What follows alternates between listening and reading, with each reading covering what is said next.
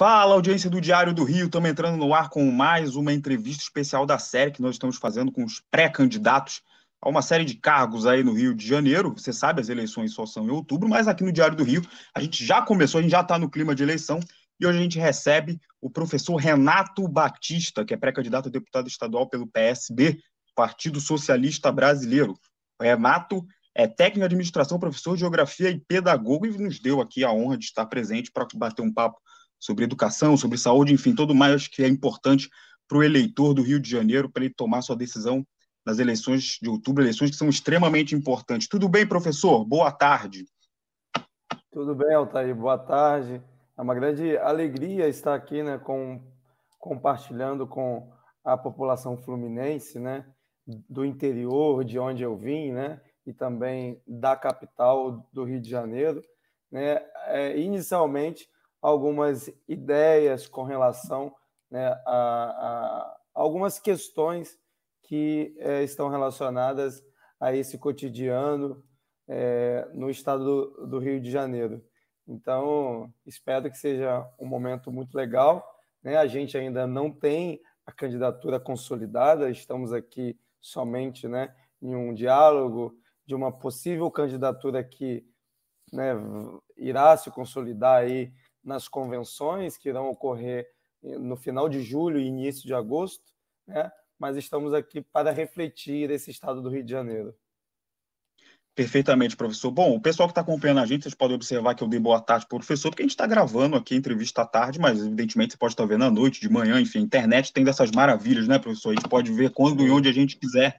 Então, boa noite, bom dia, boa tarde, enfim, para você que está nos acompanhando. O Diário do Rio vai, claro, fazer, ainda já fez algumas entrevistas com pré-candidatos, vai continuar fazendo até quando as candidaturas se confirmarem, e também posteriormente, né, quando já tivermos os candidatos definidos, vamos trazê-los aqui para que possam bater esse papo com a gente e que você possa definir aí o seu candidato para a eleição. Professor, queria começar então, o senhor, a gente está falando aqui de candidatura, estou chamando o senhor de professor aqui toda hora, então queria falar sobre educação, né, a sua principal bandeira e quais ideias a sua candidatura vai defender. Eu sei que o senhor ainda não pode falar de proposta, enfim, porque toda aquela coisa de ser pré-candidato, mas a sua visão de educação, a gente gostaria de saber. O senhor, como professor, para nós é muito importante ter essa opinião. Por favor. Então, vou falar aqui né, de um lugar que eu já vivi, né? Eu sou professor, vivi e vivo, né? Eu sou professor já há 10 anos na rede pública, né, no Rio de Janeiro. Então, vivemos em um estado que, infelizmente, a educação pública ainda caminha muito devagar, né? A gente tem aí escolas estaduais em geral, escolas também municipais, que são praticamente carentes de quase tudo, né? Estamos em pleno século XXI, né, em um estado do Rio que se diz, né, avançado tecnologicamente, avançado economicamente, com tanta tecnologia em vários outros lugares, mas menos na escola, né? Então, eu, como um profissional da educação, eu tenho essa noção. Mas a gente também tem que entender que educação a gente não se constrói só com reformas de escolas, equipamentos em escolas, mas inicialmente a gente garante a educação pública de qualidade com a valorização dos profissionais da educação. E quando a gente reflete a rede estadual de educação do Rio de Janeiro, a gente está falando dos piores salários, né, do Brasil, né? A rede estadual do Rio de Janeiro tem um congelamento nos salários que é algo absurdo, né? Nos últimos aí 6, 8 anos, a gente não teve praticamente reajuste salarial nenhum, valorização salarial nenhuma, né? Eu sou filiado ao Sindicato Estadual dos Profissionais da Educação, inclusive estava diretor, tive que sair da direção do sindicato por conta, né, da minha quase candidatura, e a gente sabe essa realidade, né, sobre essa realidade de desvalorização dos profissionais da educação. E aí, se você não tem um professor qualificado e remunerado de maneira digna, você automaticamente não vai ter aulas, né, com qualidade, né? Você não vai ter, né, lá no final, quando a gente olha os dados sobre a educação pública, como IDEB e outros índices, né? A gente vai ver o Rio de Janeiro não, né, no ranking sempre fica lá entre os piores estados no Brasil. Então a gente tem que encarar isso de maneira séria, colocar, né, os educadores da rede estadual para, de fato, construírem a educação do Rio de Janeiro, que muitas das vezes, né, os secretários que entram, né, na Secretaria de Estado de Educação e outros, né, que estão em equipes, eles não têm, muitas das vezes, qualificação na área de educação, né, de educação pública, enfim, a gente tem no Rio de Janeiro a UERJ, a gente tem a UENF, a gente, né, tem a UESO aí já se incorporando à UERJ e várias outras universidades federais e públicas e particulares dentro do Rio de Janeiro que são de qualidade, né, e que desenvolvem um ensino superior de muita qualidade, mas que isso acaba não chegando, né, às escolas, né, de ensino médio e de ensino fundamental. Então, a gente tem que resgatar essa aliança e essa articulação entre os diferentes níveis de ensino no estado do Rio de Janeiro, né? Em nível superior, só para vocês terem uma noção, vem gente do Brasil inteiro estudar nas nossas universidades no Rio de Janeiro, né? E quando a gente olha para a educação, né, inicial, né, a educação que a gente chama de básica, a gente não tem, infelizmente, muita referência, tirando algumas exceções, como a rede federal, os IFES, o Colégio Pedro II, inclusive, que eu estudei na capital, né, eu fiz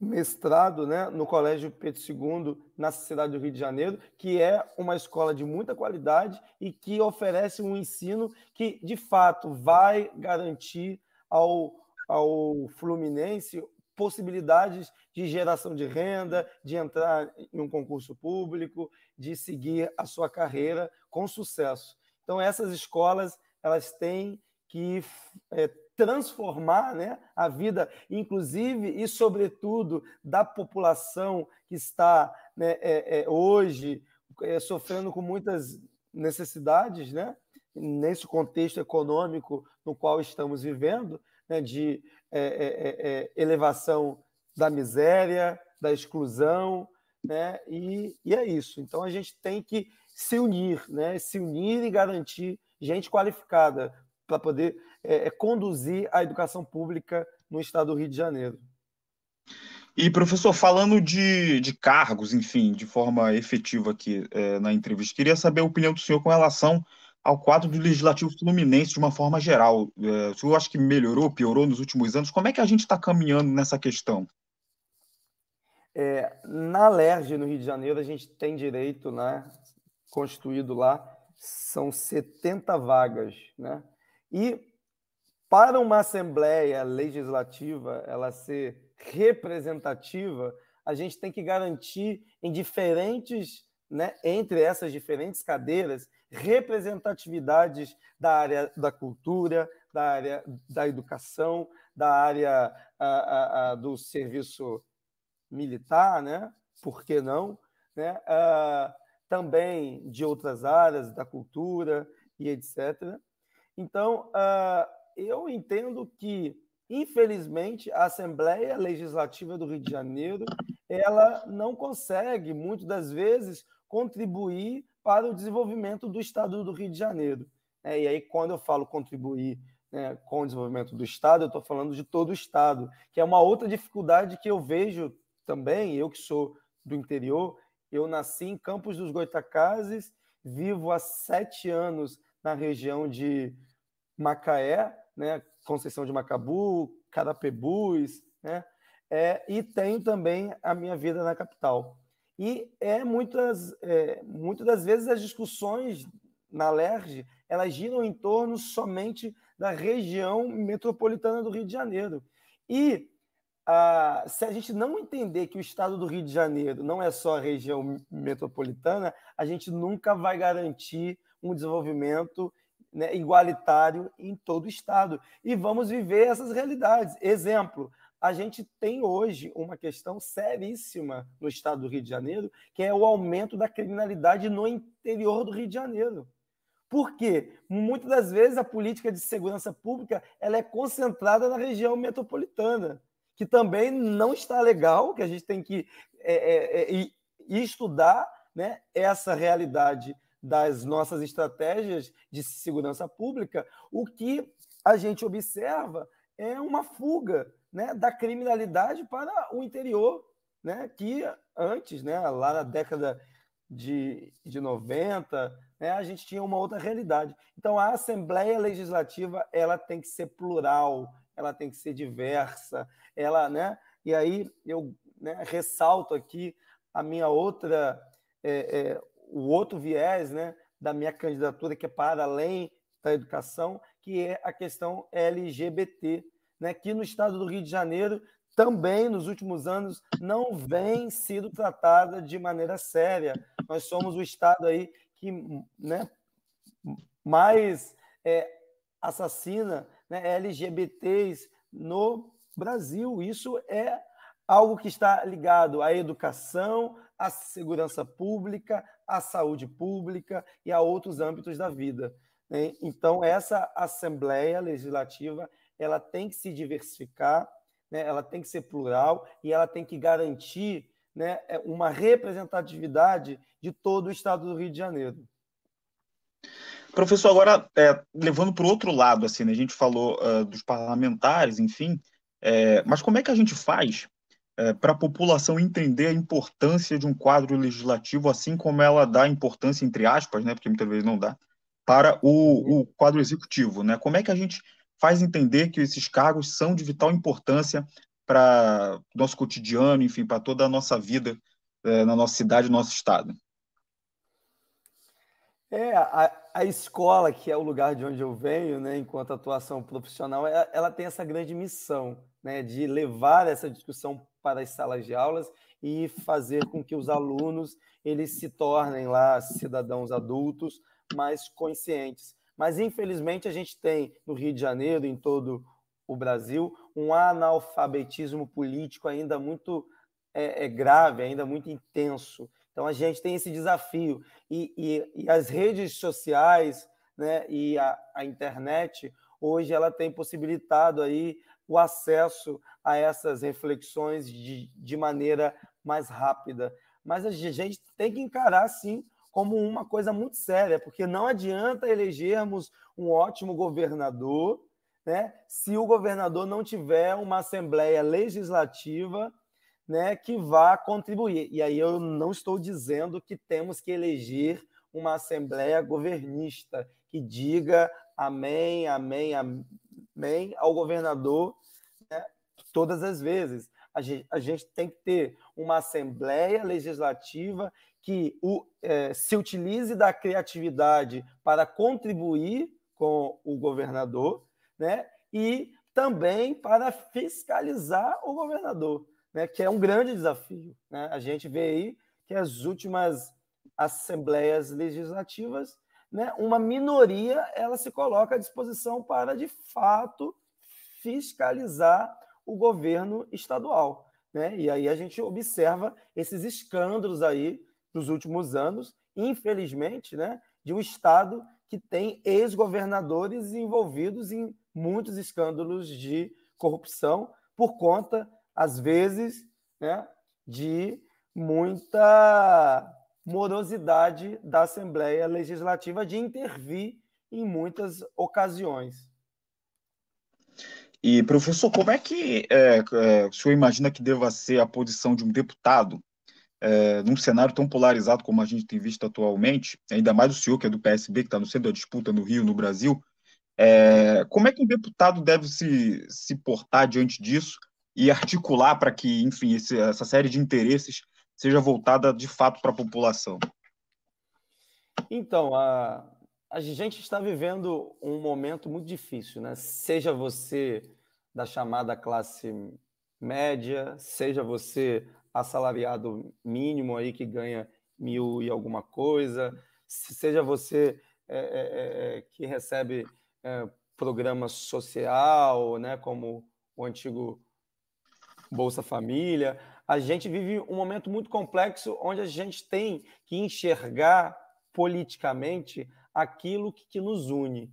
E aí eu estou falando da esquerda, da direita, do centrão.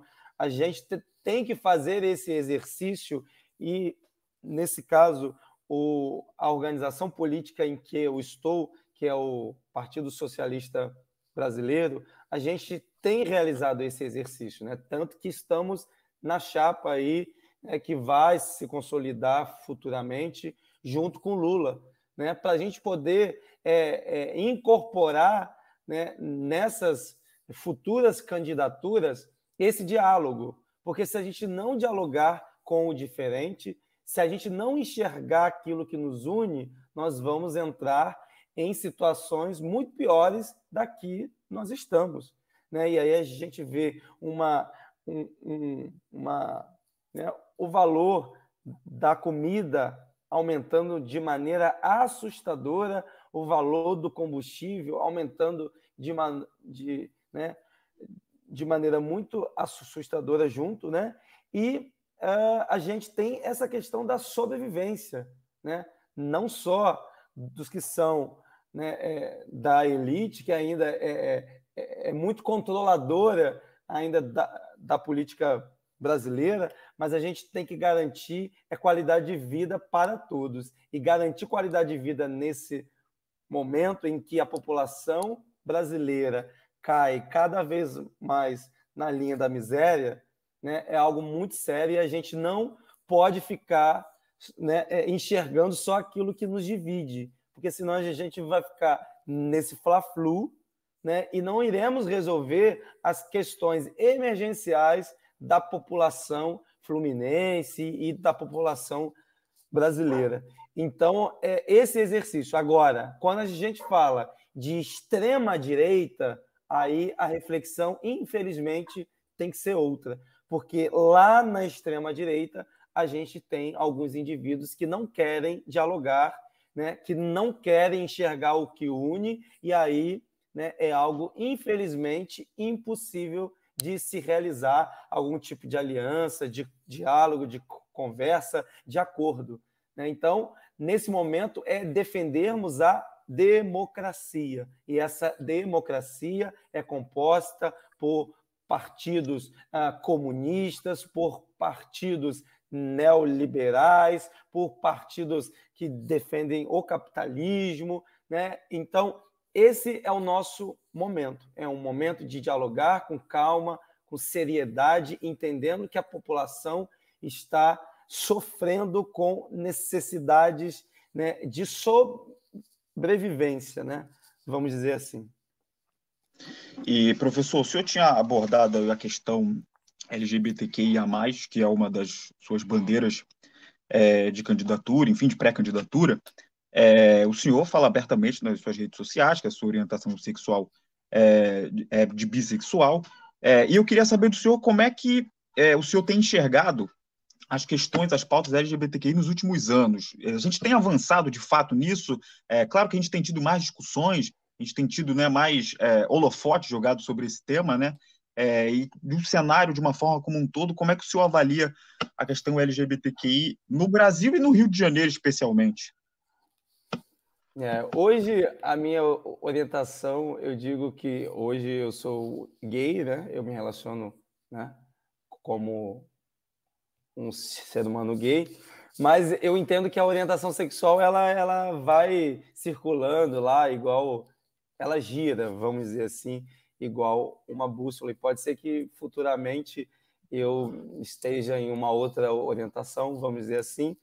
Eu lembro muito da Juliette falando no Big Brother para um colega dela, falando assim: quem disse que a gente tem que decidir, né lá né, decidir para sempre a nossa orientação, né? Inclusive, eu tenho 2 filhos, né? Eu tenho uma filha que vai fazer 15 anos, um menino que vai fazer 12 anos, né? Então, a gente dialoga sobre isso, a gente tem que entender que essa questão LGBT, que é a mais, é algo que a gente não tem como fugir, gente. Não tem como a gente fingir que isso não é uma realidade. E aí, eu me recordo que quando eu conversei com os meus filhos, né, a minha filha falou assim, mas pai, lá na minha sala, ela estava no 6º ano do ensino fundamental, com alunos de 11 anos, né? Ela, pai, lá na minha turma, a Milena ama a Mariana, que eu acho que ela tinha me falado. Eu fiquei muito travado, né? Na época, porque eu não sabia como falar assim, nossa, de fato, essa geração, né, ela encara as coisas de outras maneiras, e o amor, né, ele tem muitas cores, né? Na minha visão hoje, né, de como ser humano, né? Então, a questão LGBT ela tem que ser encarada como uma questão de educação, uma questão de saúde pública, uma questão de segurança pública, né, para a gente evitar que ocorram casos de LGBTfobia, que é algo muito grande no Rio de Janeiro. A gente tem que garantir que a segurança pública, né, receba nas delegacias de maneira humanizada, né, esse público LGBT. Né? A gente tem que garantir que a escola, que é o lugar ali do início da vida de um ser, né, que seja também acolhedora, que seja também empreendedora, né? Porque não dá mais para a gente seguir em uma sociedade que não saiba nem o que significa LGBTQIA+, né? E que fica dizendo que eu não sei, não quero entender e não quero estudar sobre. Né? E, enquanto isso, muitos indivíduos vivendo situações né, que muitas das vezes são caracterizadas como crime, né? Muita gente doente por conta disso, muita gente doente. Nas escolas, então, o que eu já tive de aluno LGBT que chegava na sala de aula todo cortado, né, com muitas questões psicológicas a se resolver, e a escola, muitas das vezes, não conseguia conduzir nenhum tipo de intervenção. Né? Então, a gente tem que garantir qualificação aos profissionais da educação para que eles entendam, né, e estudem também sobre isso. A gente tem que levar essa discussão para as comunidades escolares, né, porque hoje, né, eu me recordo em uma escola rural muito, né, simples, no interior do Rio de Janeiro, o dia que uma diretora recebeu 2 mulheres como mães de uma aluna minha.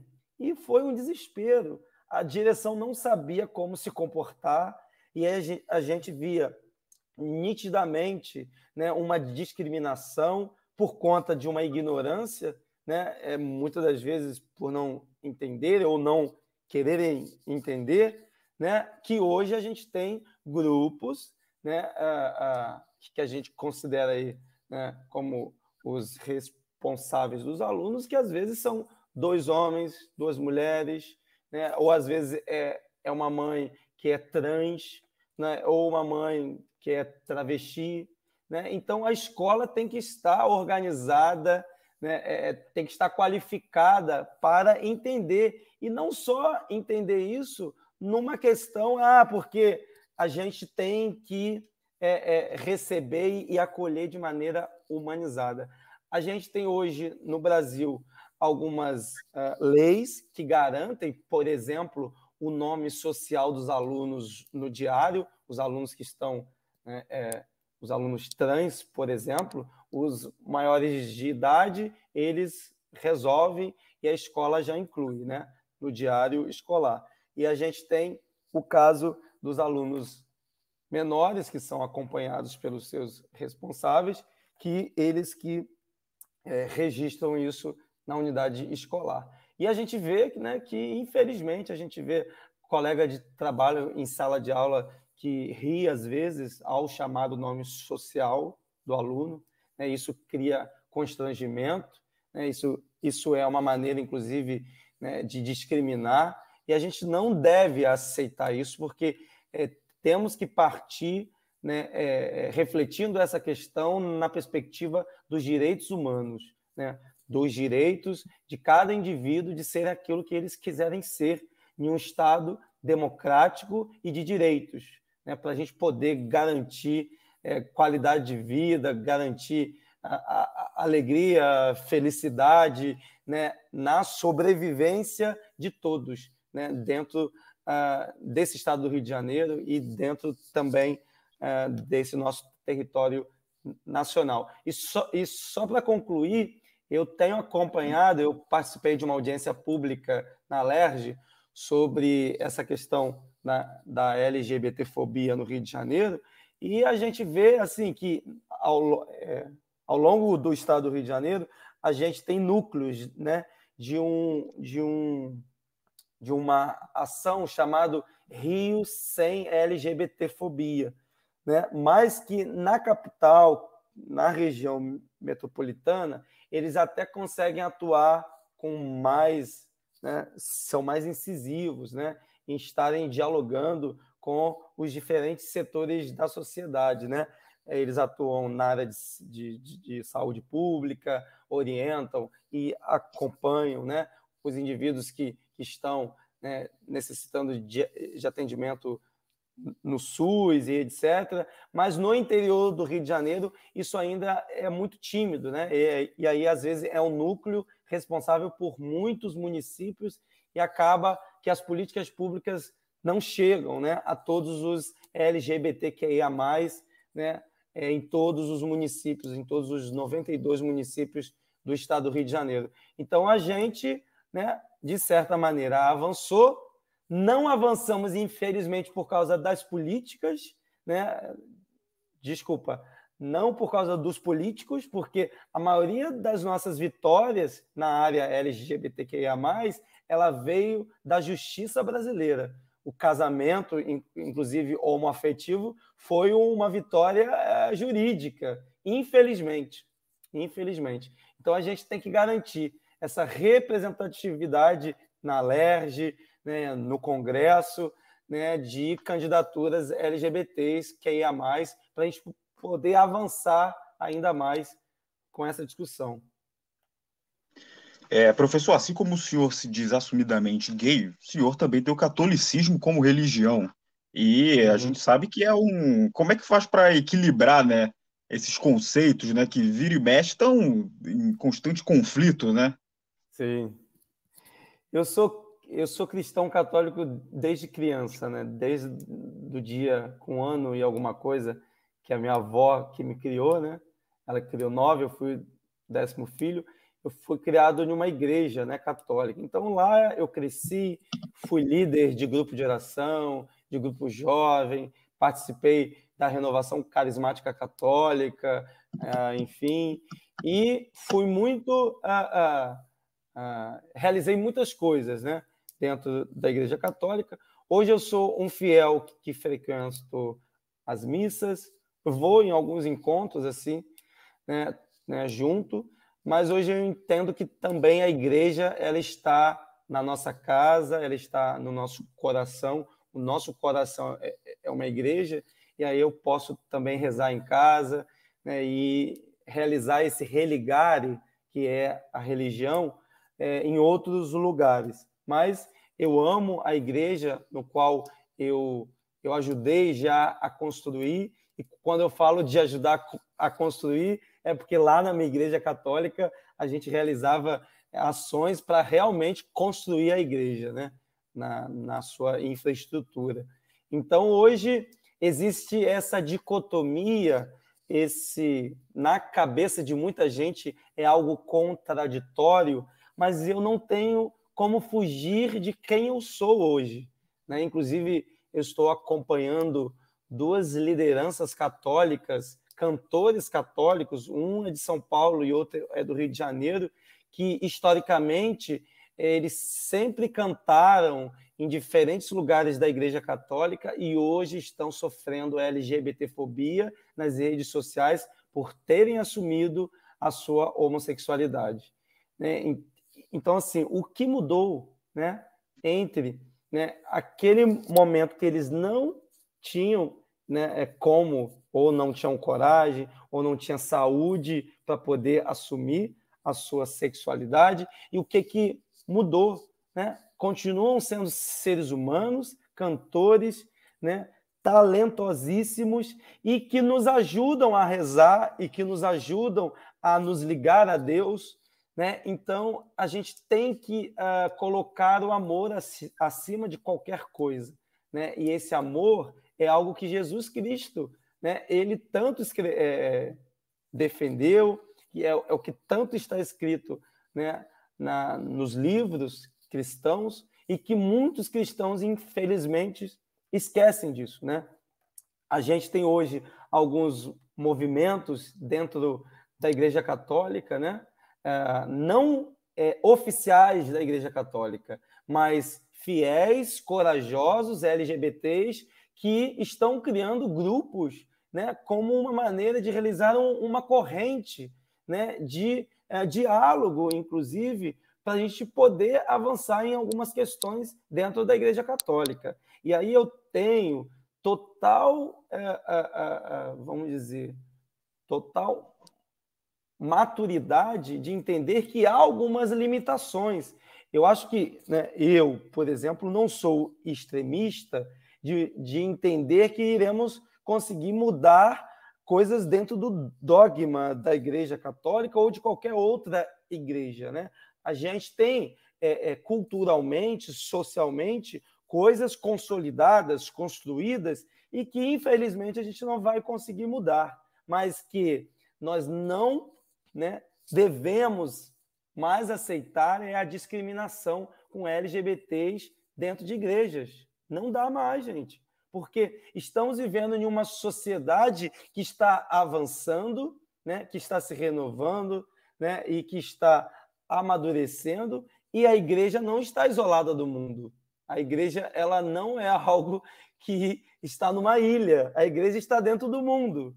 Ela pode não refletir, muitas das vezes, né, as questões do mundo, mas os fiéis, né, nós, LGBTs, cristãos católicos, nós somos fiéis como qualquer um outro, né? Então, a gente tem que avançar nisso, né? Mas avançar com seriedade, com calma, né?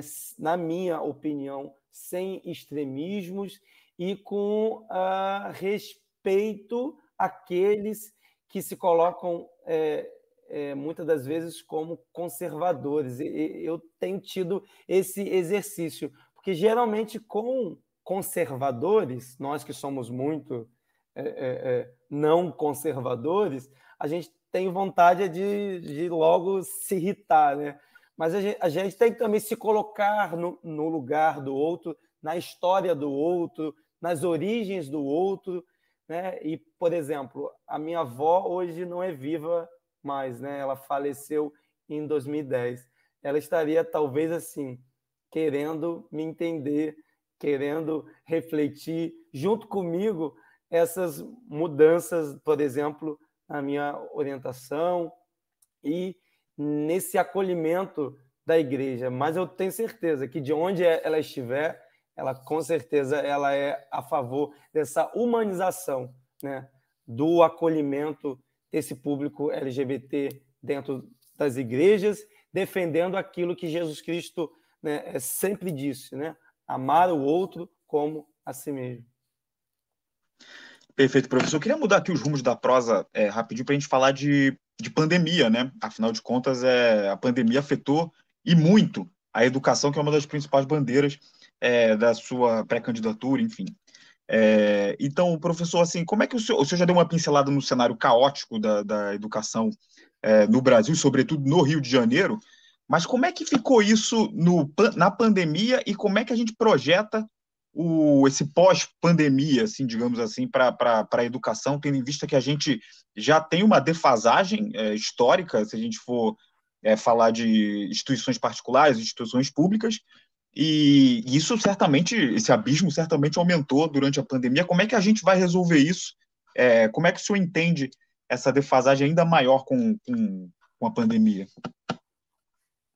No estado do Rio de Janeiro, durante a pandemia, o início, eu lembro que nos primeiros dias do vírus eu fiquei desesperado. Eu falei assim, gente, agora, o que vai acontecer com aqueles alunos que moram em áreas rurais, que dependem do ônibus lá escolar para poder chegar à escola, que não tem rede de internet, né, de maneira acessível, né? O que a gente vai conseguir fazer, né? E foi uma loucura, realmente foi uma loucura, porque a gente teve que encarar colegas que alguns, né? Não, grande parte, não tinham muitas habilidades com recursos tecnológicos, né? A maioria das escolas, eu estou falando do Rio de Janeiro, elas funcionaram em grupos de WhatsApp, né? Essa foi a sala de aula virtual, infelizmente, da maioria das escolas do Rio de Janeiro, escolas públicas, né? Porque houve uma morosidade muito grande, uma lentidão muito grande para a Secretaria Estadual de Educação e as secretarias municipais de educação de construírem plataformas eficientes, né, ligadas a isso que a gente chama de educação remota ou de ensino à distância, né, que são coisas diferentes. Então, a gente teve, durante essa pandemia, algumas tentativas de realizar, né, de garantir, né, o acesso dos alunos no Rio de Janeiro às aulas, né? Por exemplo, na rede estadual, a gente teve um aplicativo que tinha videoaulas, tinha lá algumas maneiras de fazer alguma atividade, mas tudo muito solto, tudo muito desalinhado. Eu que tenho experiência na rede particular, você vê que na rede particular as coisas geralmente elas têm planejamento, execução, avaliação daquilo que está sendo realizado, depois reavaliação, e aí, né, a coisa é um ciclo.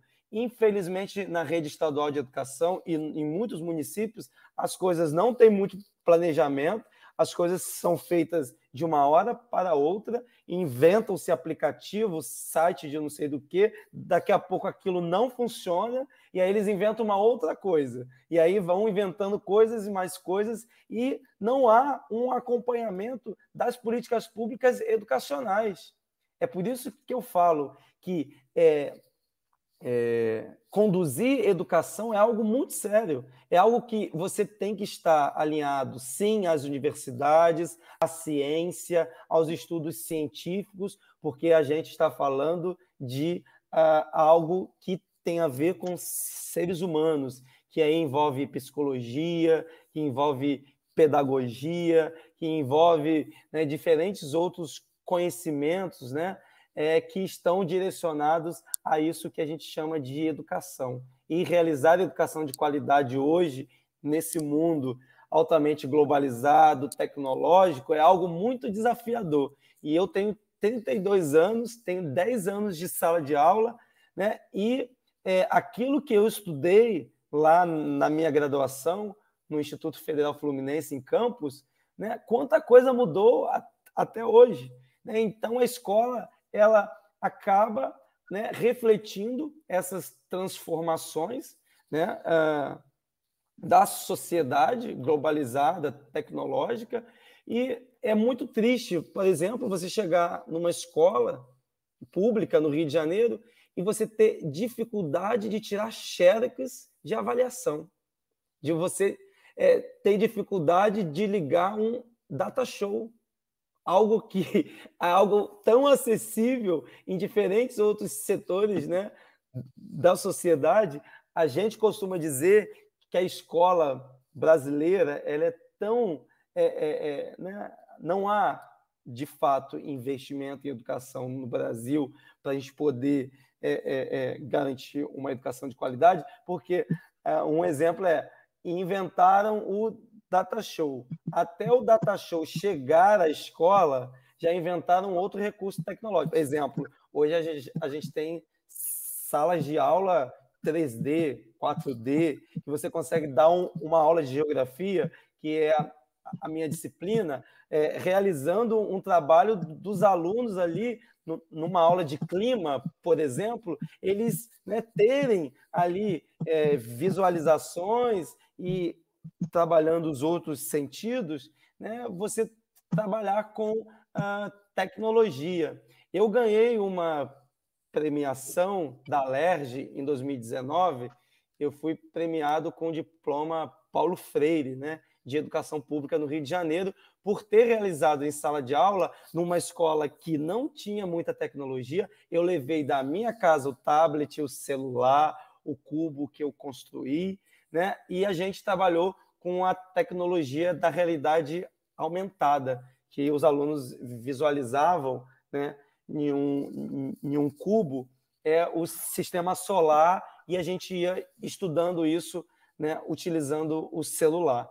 Foi uma coisa assim maravilhosa, mas que infelizmente não contava com a infraestrutura da escola, e de uma escola em um estado tão rico, com tantos recursos, com tanta gente rica, né? E a gente tinha que ter também escolas ricas, Renan, ricas em recursos, ricas em valorização salarial de nós, profissionais da educação, né? E, infelizmente, essa não é a nossa realidade. E é por isso que muita gente tem saudade do saudoso Darcy Ribeiro, né? Daquela época dos nossos CIEPs, onde a gente tinha essa perspectiva de garantir uma educação integral, com infraestrutura, né? Que possibilitasse os estudantes a galgarem futuramente lugares melhores na vida. Professor, a gente está chegando aqui no final da nossa entrevista, mas eu tenho ainda uma perguntinha antes de passar para as considerações finais, é claro, que é mais uma dúvida, né, assim, do que uma pergunta em si, uma pergunta jornalística, né, que é a questão do, e aí voltando para toda a questão de partido, enfim, de política no Brasil, a questão do Geraldo Alckmin, né, que é filiado ao seu partido, PSB, vice do Lula, né, e nas redes sociais, claro, o senhor o apoia e tudo mais, são do mesmo partido. Mas queria saber do senhor esse apoio ao Lula, né, que acaba vindo, né, por o Alckmin ser o vice da chapa, ele é algo mais estratégico, e aí não tem nenhuma questão de certo ou errado, é só uma dúvida mesmo. O apoio é mais estratégico, ou o senhor existem claras afinidades entre o que o senhor pensa e o que o Lula pensa? Como é que funciona essa dinâmica toda? Eu, Renato Batista da Conceição, sou um ser humano que vivi a minha juventude, ainda sou jovem, né, que eu só tenho 32 anos, mas vivi as políticas públicas sociais e educacionais do Lula, lá iniciando em 2002, né, e depois a Dilma, e fui beneficiário do programa Bolsa Família, tinha um outro programa também no estado do Rio de Janeiro chamado Renda Maior. Entrei nisso que a gente chama de Instituto Federal, né, que é espalhado em todo o Brasil, e, enfim, outras políticas educacionais que contribuíram para que hoje eu estivesse aqui enquanto um educador. O Geraldo Alckmin, né, é um político, né, que era de um outro partido, que hoje entra no PSB, né? Eu acho que com uma grande, acredito que com uma grande missão de contribuir com esse diálogo entre esses extremos, né? Porque, como eu havia falado, Altair, cada um de nós temos a nossa história, né? Cada um de nós temos os nossos erros, os nossos acertos. Eu entendo que o momento que o Brasil está vivendo não é saudável a gente somente olhar os erros, né, dos políticos, os erros anteriores. A gente tem que fazer esse exercício de acreditar, né, que o ser humano em geral e também o político, ele pode reaver os seus posicionamentos, né? Ele pode reaver, inclusive por eu ser cristão, né? quem é cristão acredita que o ser humano ele pode mudar, melhorar, né? Então, eu acredito que o Geraldo Alckmin hoje, junto com Lula, nesse exercício de uma futura candidatura, mostra a maturidade do campo da esquerda e da direita em dialogar. Inclusive, isso anda irritando muito, né, a extrema-direita e também alguns companheiros da extrema-esquerda, que não gostariam que isso estivesse acontecendo.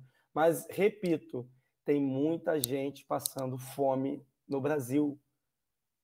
Eu cheguei agora do estado de São Paulo, eu fui à parada LGBT. Gente, a quantidade de moradores debaixo dos viadutos é assustador. No Rio de Janeiro também não é diferente.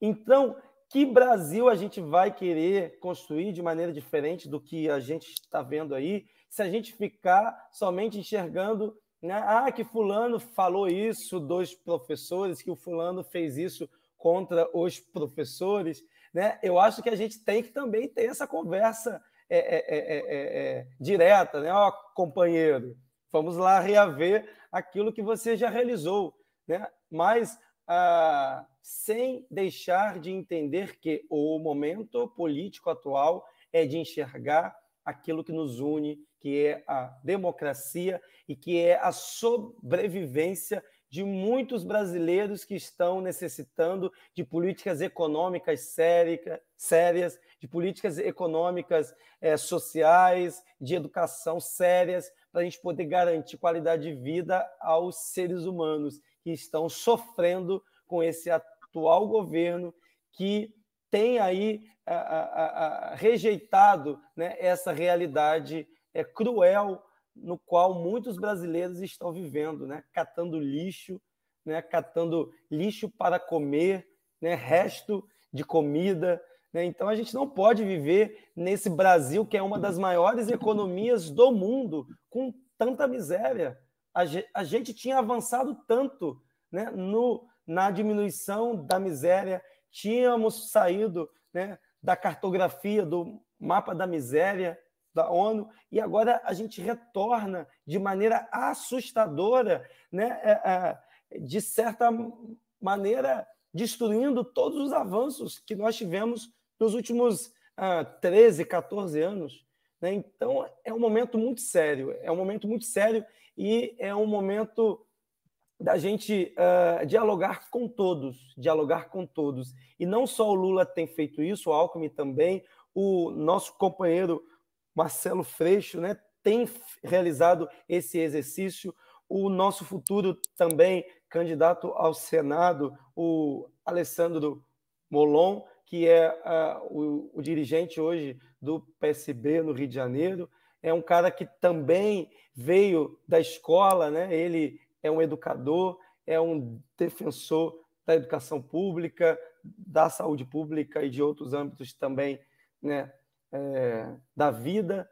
Então, a gente tem que fazer isso, florescer coisas legais, coisas que vão garantir melhoria de qualidade de vida para toda a população brasileira, fluminense, independente dos erros, muitas das vezes, que alguns políticos realizaram anteriormente. E essa é a minha visão. Perfeito. Recebemos aqui o professor Renato Batista, pré-candidato a deputado estadual pelo PSB, o Partido Socialista Brasileiro. Professor, muito obrigado pela sua presença aqui. Uma honra ter quase uma hora de bate-papo aí, elucidando uma série de questões. O espaço está aberto aí para suas considerações finais. Eu que agradeço, Altair, a oportunidade desse jornal aí que só cresce, né, no Rio de Janeiro. É muito interessante ver esse exercício de garantir, né, outros jornais para a gente poder ter uma pluralidade também nas nossas reportagens, nas nossas análises de mundo, de Rio de Janeiro. Né? Então, eu agradeço aí a receptividade, o acolhimento, né, e saúdo também os outros futuros candidatos de outros partidos. Eu acho que a gente vive num momento da nossa jovem democracia que nós temos que defender todas as candidaturas, as futuras candidaturas que estão no campo, que entenderam que devemos defender, nesse momento, acima de tudo, a democracia brasileira, garantirmos a eleição. Estamos aí com riscos de não ter a eleição por conta de análise de reflexões equivocadas da realidade no qual estamos vivendo. Então, eu desejo que tenhamos uma eleição, né, muito tranquila, madura, e que a gente possa defender, sim, as urnas eletrônicas, garantir o direito ao voto, né, de todos. Então, agradeço a oportunidade de estar aqui refletindo, né, algumas ideias, algumas sugestões e também a análise, né, sobre educação, sobre a questão que você falou, né, da relação do cristianismo aí com as questões LGBTs e também as políticas públicas relacionadas a isso. E só a luta muda a vida, a gente tem que seguir com muita coragem, né, porque não é fácil ser político jovem no Brasil, uma candidatura que se inicia, né, de maneira com muita, vamos dizer, esperança de mudar a realidade, né? Então é isso que eu desejo, é isso que eu espero, que se eu vier de fato a me concretizar como candidato, contribuir para que a gente viva nesse lindo estado do Rio de Janeiro de maneira melhor, tá bom? Muito obrigado. Obrigado, professor. Obrigado também a vocês que acompanharam a gente até agora. Lembre-se, claro, de acompanhar o Diário do Rio nas redes sociais e também o nosso site diariodorio.com. Muito obrigado a todos. Até a próxima. Um abraço. Tchau, tchau. Grande abraço. Tchau, tchau.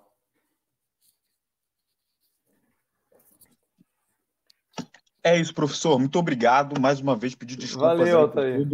toda a loucura que foi fazer essas as entrevistas, né, nessas últimas a outra, 2 semanas. Acabou que nada é igual, né? Porque eu só me lembrei que o outro repórter perguntou sobre a questão ambiental, né? Porque eu sou professor de geografia, aí eu falei sobre a questão da Mata Atlântica e tal, e das nossas riquezas. A Baía de Guanabara, né, que nunca é despoluída, é um dilema. Não, tem essa, né? Dilema. Mas você tem toda a razão, professor. A gente até deu uma mudada na pauta e tal, para a gente não ficar tão disperso, né? Mas a gente certamente vai ter oportunidade, enfim, de conversar outras vezes. E infelizmente a gente tem, né? A internet não tem essa coisa de tempo, né? Mas para a pessoa que está assistindo, acaba que se você passar ali de uns 40 minutos, 30, né? Já fica maçante e tal, por mais que o bate-papo seja extremamente interessante, é igual a gente quando a gente fazia videoaula. A videoaula não podia ser mais de 20 minutos, senão o aluno não ia assistir a aula, porque ele não consegue se concentrar muito tempo. Só se tiver muitos recursos ali naquilo que você está construindo. Mas é isso, eu agradeço. E aí, vocês têm alguma data que isso vai ser publicado? Olha, professor, eu posso te dizer que deve sair mais ou menos... Vai sair menos de uma semana, tá? Porque eu tô dando esse prazo por conta das outras entrevistas, tá? Levaram uns 5 dias, uma levou 6 dias, porque a edição foi um pouco mais trabalhosa, mas leva por volta desse tempo aí. Mas, de qualquer maneira, eu tenho o contato do senhor, eu mando o link assim que sair. Eu compartilho nas redes, tá bom, Thay? Perfeitamente. Tá bom. Valeu, obrigado. Tá? Valeu, professor. Muito obrigado. Grande abraço. Tchau, Valeu. tchau.